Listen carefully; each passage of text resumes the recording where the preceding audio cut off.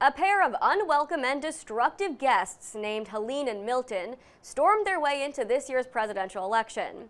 Hitting just weeks ahead of the election, the storms disrupted the lives of millions of voters in North Carolina, Georgia, and Florida. I mean, you'd almost forget that we are in that season because everything, I think, is, hey, are my needs being met? Hey, do I have water to flush my toilet? Hey, hygiene. Hey, I can't get to the resources that are available right now, but I need them. And so this is a walkable space for people to do it. So the conversation hasn't even really been a part of what's going on. It's just been, hey, are you okay? Hey, are you okay? Are you surviving? Do you have what you need? Does your neighbor have what you need? And it's been a really cool picture of a community working together to make sure they're resourced. The hurricanes also scrambled the voting process in several key counties. North Carolina passed a law that gives people in 25 affected counties more ways to vote. These changes are mostly focused on voting by mail and polling place workers. They also allowed county boards of elections to change election day voting locations and permit voters to drop off absentee ballots at any county board of election office by 7:30 p.m. on election day.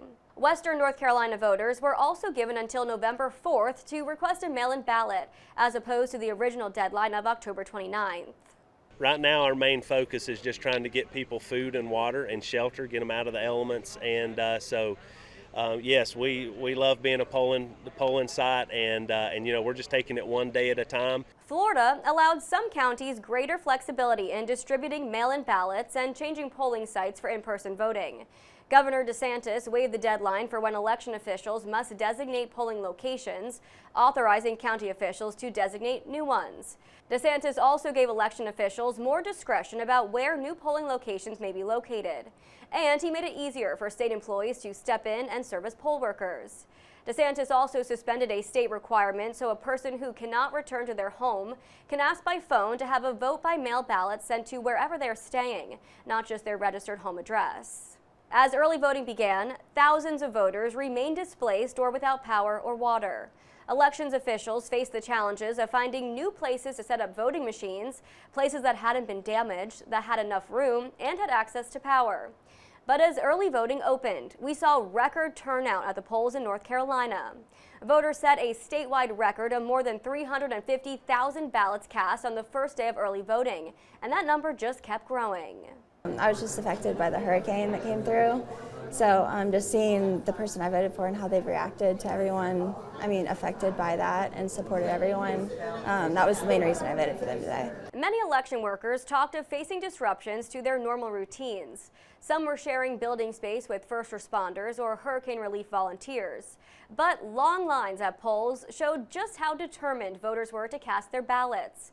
They overcame detours of damaged roads, uprooted trees, debris piles, homes reduced to rubble, power outages, and other disruptions, so they could be heard in what many describe as one of the most critical presidential elections of their lives.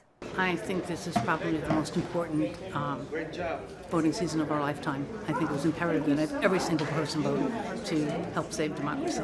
I really just want to make sure my vote counts. I voted straight across the board, Republican, voted for Donald Trump, immigration, the economy, America first. I feel that we should put the money where our mouths are here first instead of taking care of other nations. We need to take care of us first, and then we can go out and help somebody else. We voted for Kamala Harris for president.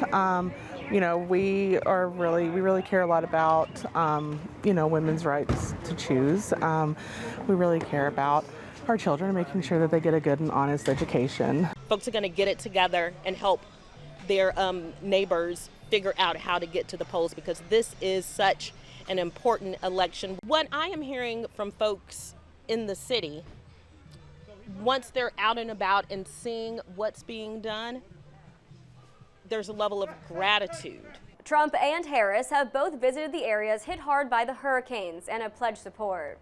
Stay tuned. We'll have more updates on these states and election night results right here on Salem News Channel.